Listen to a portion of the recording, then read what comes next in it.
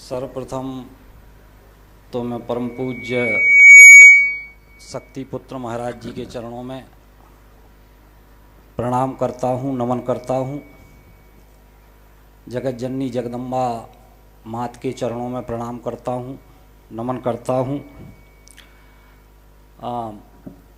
पूजनीय माता जी भी मंच पे बैठी हैं, आपको भी मैं प्रणाम करता हूँ, नमन करता हूँ।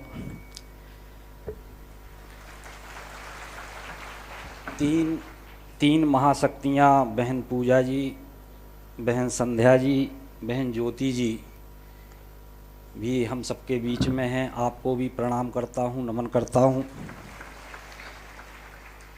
आदरणीय अजय अवस्थी जी, सौरभ जी, रजत जी, आप सब को भी मैं नमन करती संख्या में मातृ शक्ति के रूप में हमारी माताएं बहनें उपस्थित हैं।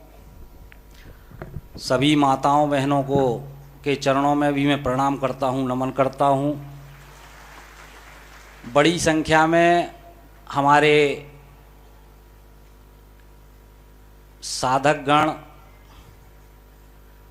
जो भगवती मानव कल्याण संगठन की विचारधारा से जुड़े हुए हैं, निरंतर देश समाज और राष्ट्र के हित में काम कर रहे हैं और परम पूज्य गुरुदेव की विचार और चेतना तरंगों को लेकर समाज में बहुत अच्छा काम आप सब लोग कर रहे हैं।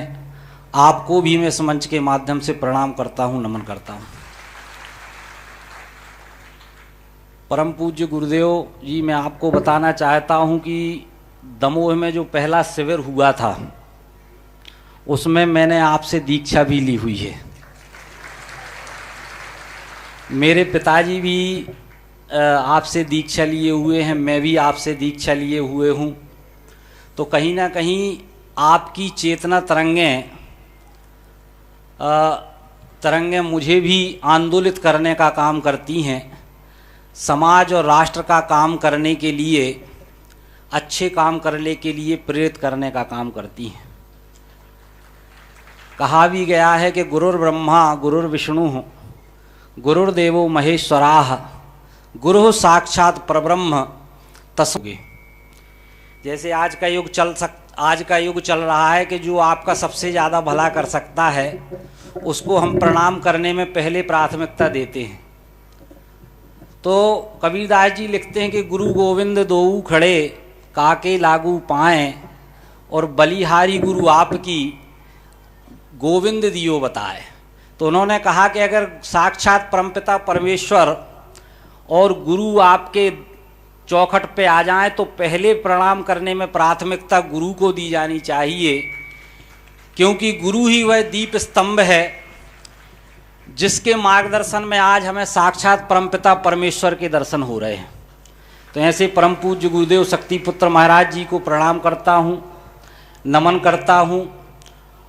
और गुरु के महत्ता को लेकर हमारे धर्मशास्त्रों में बहुत सारी बातें कही गई, जिसमें कहा गया कि सात समुद्र की मसी करो लेखन सब बन रहा है और धरती सब कागज करो गुरु गुण लिखा न जाए। अगर हम सात समुद्र हैं उनकी पूरी स्याही बना दें और पूरी जो अपनी वनस्पति है उसकी हम लेखनी बना दें और पूरी धरती को हम कागज कर दें और गुरु का गुण अगर लिखने बैठेंगे तो गुरु के गुण को लिखा नहीं जा सकता। ऐसे परम पूज्य गुरुदेव को प्रणाम करता हूँ, नमन करता हूँ।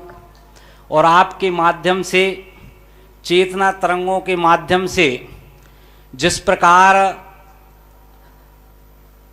का काम अभी समाज में चल रहा है, चूँकि मैं जवेरा विधानसभा क्षेत्र से आता हूँ और जवेरा विधानसभा में भगवती मानव कल्याण संगठन के लोग बड़ा अच्छा काम कर रहे हैं, गांव-गांव जा रहे हैं, नशा मुक्ति का अभियान चला रहे हैं। और मेरा भी मानना है कि लगे दम तो मिटे गम, यह एक भुलावा है, नशा प्रगति नहीं मित्रों मौत का बुलावा है।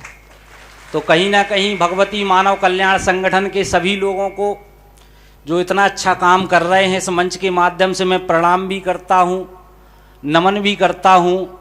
और नशा मुक्ति की बात गुरुदेव हमेशा कहते हैं, और नशा से कभी किसी का भला नहीं हुआ।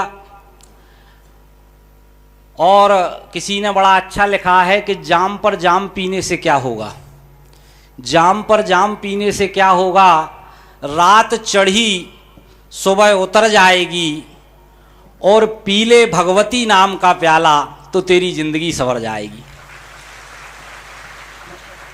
तो कहीं ना कहीं हमको नशा करना है तो अच्छी बातों का नशा करें, समाज सेवा का नशा करें, और जगत जननी जगदम्बा मात की भक्ति का नशा करें, परम पूज्य शक्तिपुत्र महाराज जी की भक्ति का नशा करें, तो निश्चित रूप से हम सबके जीवन में कल्याण होने वाला है।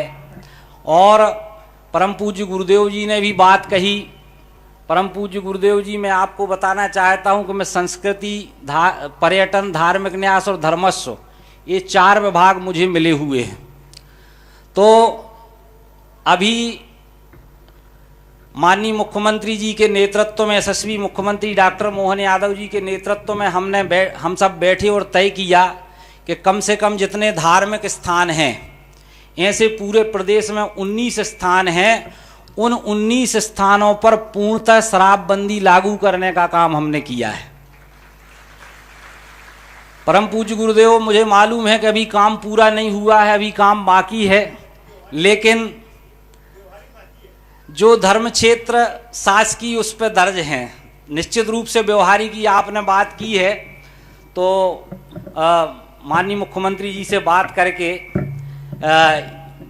व्यवहारी को भी जोड़ने का हम प्रयास करेंगे।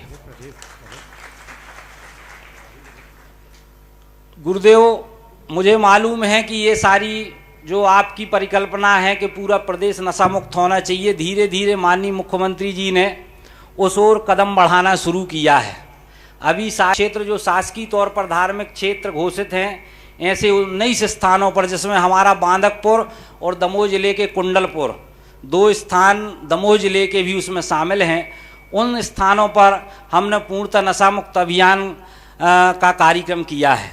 परम पूज्य गुरुदेव जी, आपके नेतृत्व में जिस प्रकार से सनातन की अलख जग रही है, जिस प्रकार से लोग सनातन के प्रति, हिंदू धर्म के प्रति आकृष्ट हो रहे हैं, वो अपने आप में अद्भुत है, अपने आप में अविस्मरणीय है। यहाँ मैंने देखा पंडाल में लाखों जनता बैठी हुई है, बहुत आपके शिष्य बैठे हुए हैं, पंडाल के बाहर धूप में भी लोग बैठे हुए हैं, और अब से नहीं, मुझे लगता है जब से आपके प्रवचन चल रहे हैं तब से कड़ी धूप में लोग बैठे हुए हैं। ये बात बताती है कि आपके प्रति आपके शिष्यों का समर्पण अद्भुत है, अविस्मरणीय है, और निश्चित रूप से सनातन को लेकर जिस प्रकार की बात की जा रही है, पहले लोग, मुझे याद है कि जब ये अलख नहीं जगी थी तो लोग कहा करते थे कि मुझे गधा कह लो परंतु हिंदू मत कहो। 4 हिंदू एक दिशा में तब चलते थे जब 5वां कंधे पे होता था, और लोग कहते थे कि हिंदुओं का संगठन करना तराजू में मेंढक तौलने के समान है। ऐसे समय में आपने समस्त हिंदू समाज का संगठन किया, सारी कुरीतियों को, जाति भेदभाव को भुलाकर सारे लोग यहाँ बैठे हुए हैं। जो आपस में लोग बैठे हुए हैं, कोई किसी की बाजू वाले की जाति पूछने वाला नहीं है कि तुम किस जाति। गुरुदेव जी आपके नेतृत्व में जो हिंद है, ये सनातन है, जो बात करता है कि चाहे किसी भी रास्ते से जाओ पहुंचोगे उसी परमपिता परमेश्वर तक। श्रेष्ठ कुटुंबकम, ये मेरा है, ये तुम्हारा है, ये छोटे लोग बात करते हैं, ये सनातन धर्म है, ये हिंदू धर्म है। जो ये भी लिख सकते थे कि हिंदू भवन्तु सुखिनः, हमने ये नहीं लिखा। हमारे पूर्वजों ने, हमारे ऋषि मुनियों ने आशीर्वाद बनाए रखना, इतनी ही बात मैं कहना चाहता था। बोलिए परम पूज्य शक्ति, बात मैं कहना चाहता था। बोलिए परम पूज्य शक्ति पुत्र महाराज की जय, जगत जननी जगदम्बे मात की जय। बहुत बहुत धन्यवाद।